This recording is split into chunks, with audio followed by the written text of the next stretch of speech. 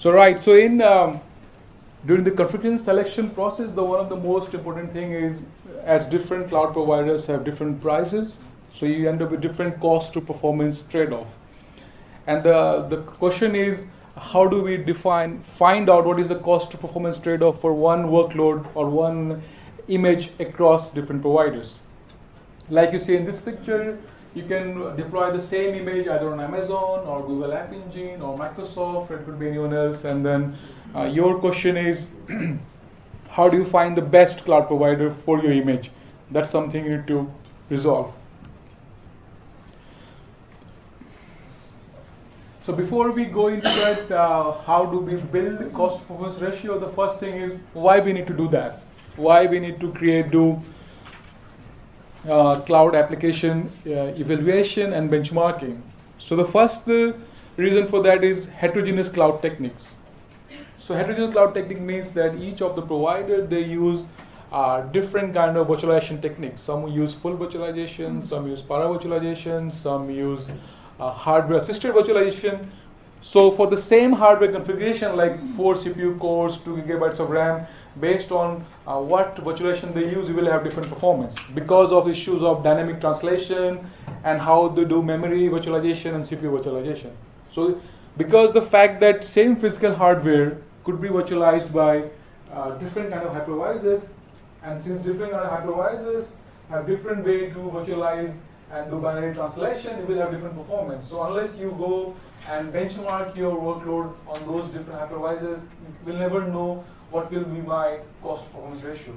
So this is the main reason, the heterogeneity of virtualization, the heterogeneity of underlying network infrastructure, we have to do this benchmarking to understand on the normalized scale how these providers are going to perform with the same workload.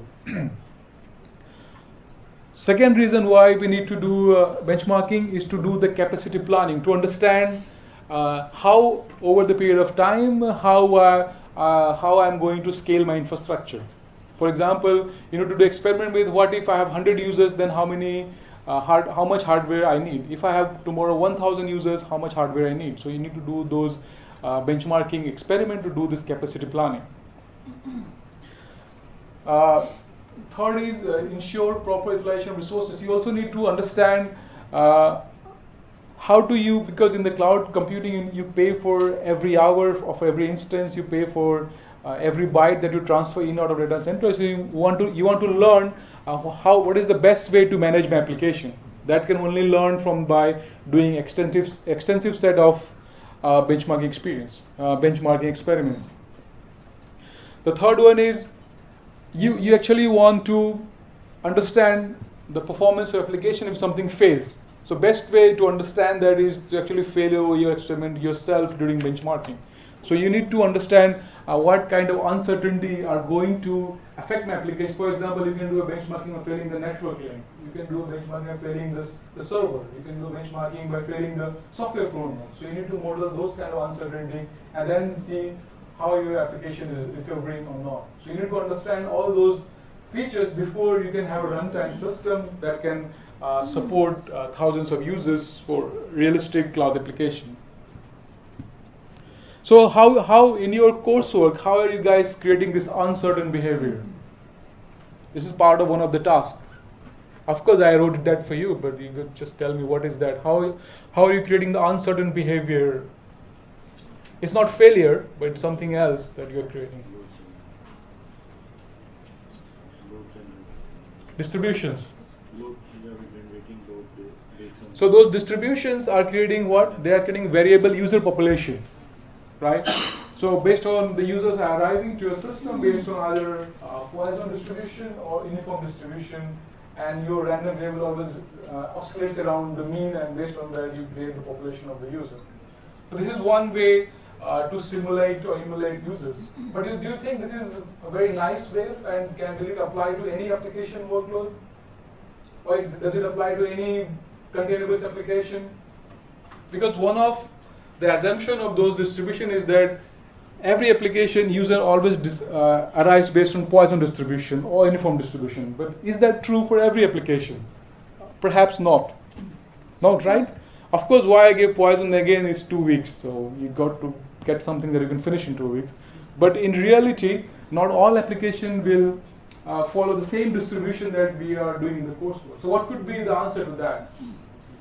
Those people from a statistics background or mathematics background,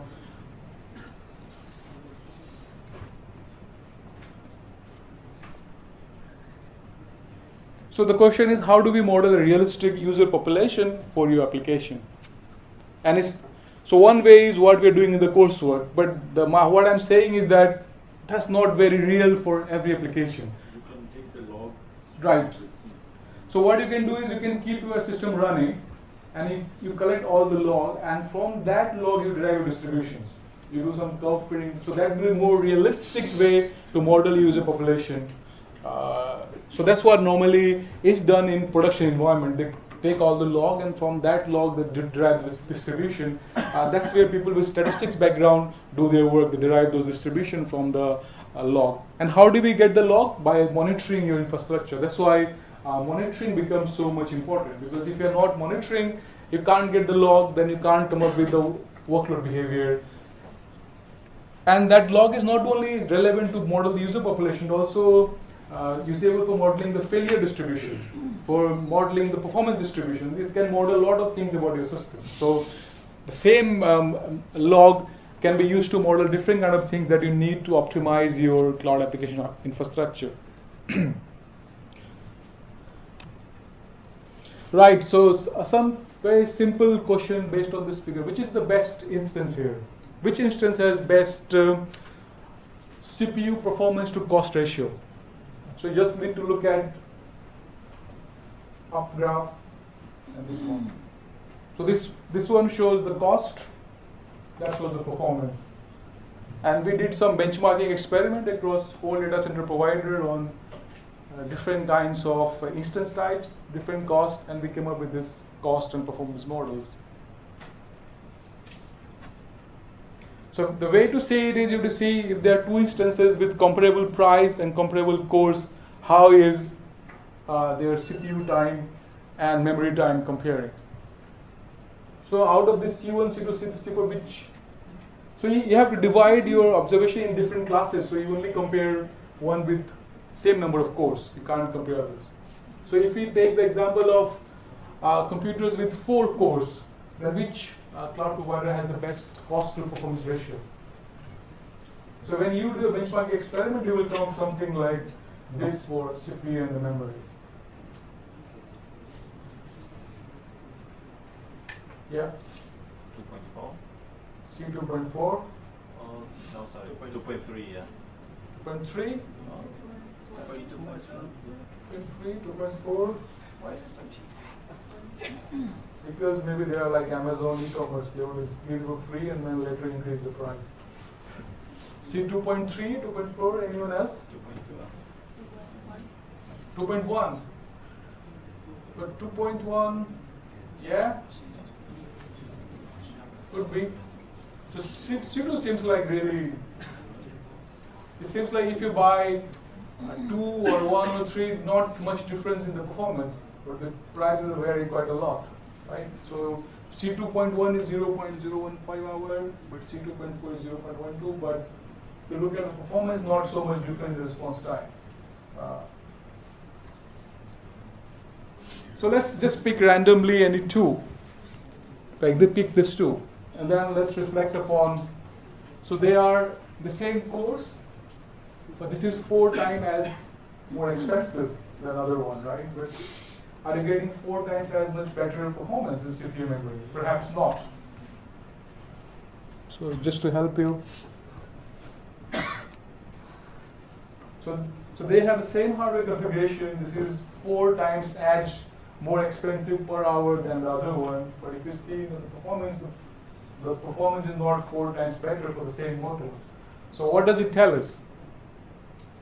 Someone can say that, this instance type is expensive, so it just gives you better performance. But when you actually do the benchmarking, that's not true. In fact, it seems like C2.4 has better performance than C4.3 if you go compare like that in parallel, right? So just from your thing, you cannot just say if you compare This even C403 even in fact has the worst performance in terms of response time, although it is 4 times more expensive.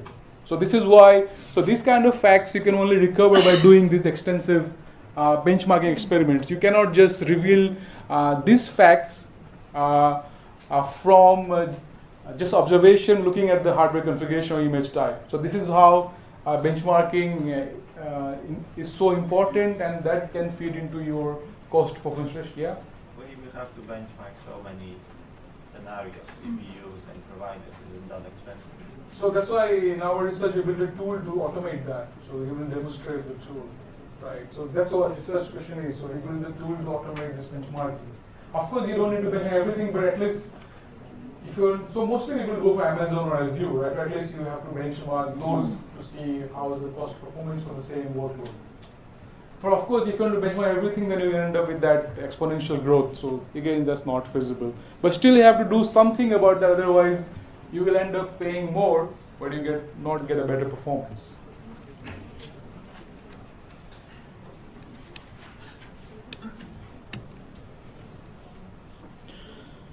So that's one thing to resolve.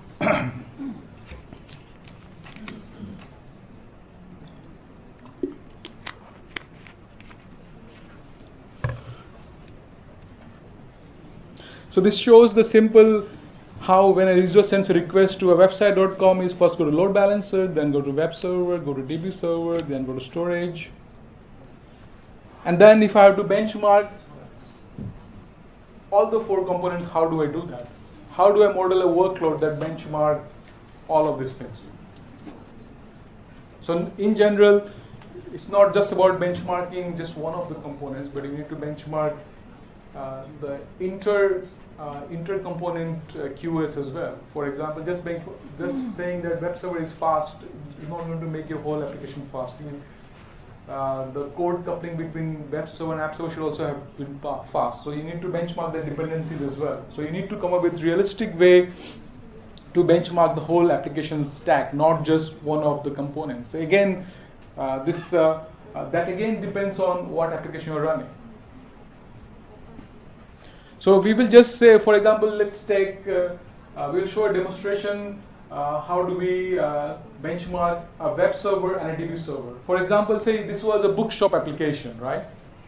So with the web server, I will get HTTP request to buy some books, right? And what will be that request to the app server? It will be a query, right? It will be a query to search the tables on the DB layer. You get a request, I want to buy this book, which is decomposed into, say, a relational query, and then which is then fired on the DB layer. So then you need to, when you want to benchmark all 3, you have to model all these 3 processes: getting user request, then decomposition into the SQL query, and then firing that on the DB layer. So when you benchmark infrastructure, you have to take care of all these 3 dependencies and then benchmark it. Then only you will get the real view of your system. So just to take an example of a web application that, say, for example, when you are using, say, some online Amazon e-commerce web page, what are the main thing that Amazon engineers are looking for benchmarking? So first thing they're looking is the session. So whenever you log into some web page, that time your session starts, and when you log out, your session ends. So the people on Amazon e-commerce service are looking for how long you spend on the web page and what you did, so that they log your session time. Then they log your inter-session intervals. For example, when will you log next time? They also log how many parallel sessions are going on. So they log all this behavior to know what people do on different components of their web application, and then how it's affecting the performance. They also log your think time, like between, say, each click, between each page, how much time you spend before moving to the next thing. For example, you browse a product, then you add to your basket, then you search something else, and in between those, they think time. So during think time, you are pretty idle, you're not doing anything, so they log that as well, because that is part of the workload model itself. Then after that, they log your session length and session throughput. Session length means total how long you were logged into the system, and session throughput is how many actual requests you did on the system.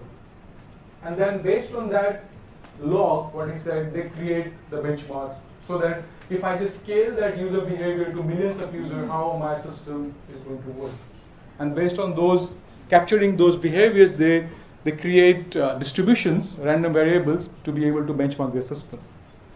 So this is why this is why logging all this information and then extrapolating to create some distribution is important so that they can again replay that load on the system to create realistic workload.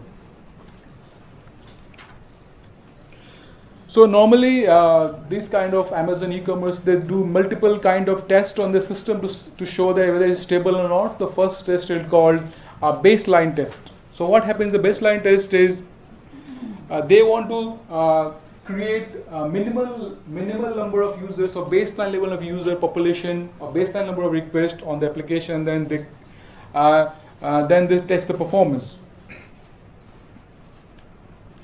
So in the baseline test, they want to say if my application is completely has minimum number of workload, then how it is performing.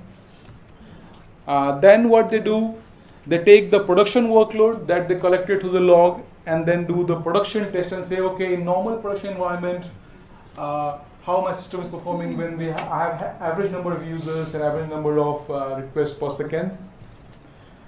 This was normally available from the logging of those information.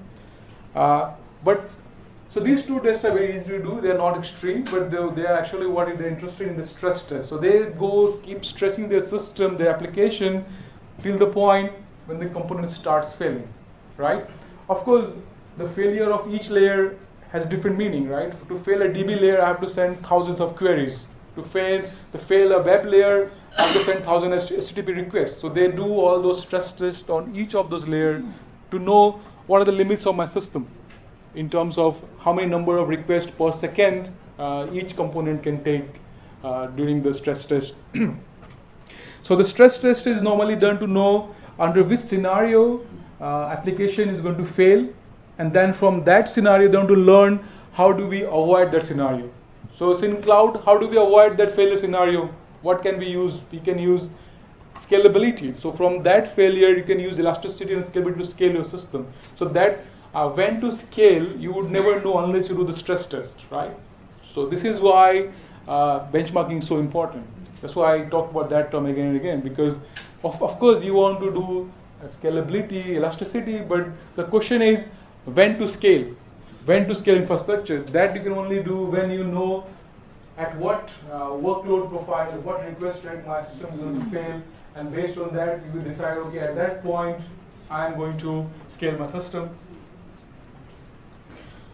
So they use a combination of the stress testing as well as real-time monitoring to do auto-scaling of the system. So they just don't rely on this historical test, but they also correlate that data with real-time monitoring data. From there, they infer when to scale the system so that my components doesn't fail. So soak test is similar to the load test, but they keep it going for a longer period of time to see the stability of the system, how stable is the system with the same workload over a long period of time. But out of this, the most important test they always do is the stress test, because they are more concerned about failure of their application, because if something fails, users will run away and then lose their business. So this is the main benchmarking experiment that everyone who wants to deploy the application in the cloud have to do it. Now coming to the point, how do we generate workload? So one is what we gave you in your coursework, use some predetermined distribution like Poisson distribution, use normal distribution. So that approach is called, that is not given here, that approach is called this randomized workload distribution. But the problem with that is, it is not realistic enough. So what are the other ways to generate your workload? You can either use empirical approach or analytical approach. So what happens in the empirical approach? You take a workload from a production environment and you play that on your system. So the providers like Amazon and Google, they provide such logs for their applications. You can take those logs and then you can play on your application. But what is the downside of using the logs? So you have an application and you're using the Amazon log to play it. You are just thinking that your application is going to be used similar to Amazon, which may not be true, right? So although, unless you expect your business to grow as big as Amazon, that production test, yeah? When do you believe the distribution of unknown, do you send those requests to the Java branches, or concurrently, or can we do it like spaced out? Oh, you're asking me the coursework question? Yeah. So we can discuss that after the lecture. Right. Okay, so if you just use some trace from some cloud provider and play that in a system, so although it's a real workload, what you're assuming is that that your system will have the same workload profile as the Amazon or Google, which may not be true, right? Then what is the much better approach? The better approach is take that log, and from that log you develop your own distribution. And in that distribution you feed your request rate based on how you see it going to grow. So that approach is called analytical approach. So in one of our paper, what we did, we took the Wikipedia workload. So they provide this kind of information, like on Sunday, how many requests per second. And we took that model and we derived this function. And this is our analytical model. So this was published. So based on that, you can always, based on your application, you can change the RMIN and RBACs and study how, if Wikipedia is hosted on your data center, how it's going to change. So this is the best approach to model your analytical workload for your application infrastructure. You take a predefined log, from that you derive the distribution, and then in that distribution you change your distribution values to create more realistic representation of your system. So in cloud computing, that's one of the hard things, that you take the trace, and then from that trace, how can you derive distribution that and those model parameters that really represents your system, not the Wikipedia or not the Amazon. So if considering the web application, the two main quality of service parameters are response time and throughput. Response time refers to response time is the time interval between the moment user submits a request to the load balancer and to the moment that it gets a request all the way from DB server to the user. So this whole thing is called the response time. And the throughput is the number of requests that application is serving over per second. So if in the exam you are asked, given this picture, and then on each of the layers, if I give you some latency or response time, I may ask you to compute what's the end-to-end response time for the user. That will be the aggregation for each of the steps, and then sending that to the user. So response time in this case is not just from load balancer to web server to app server. It's all aggregation of all those delays that you get on each of those layers, and you have to sum it up. That comes with the whole response time that is visible to the user.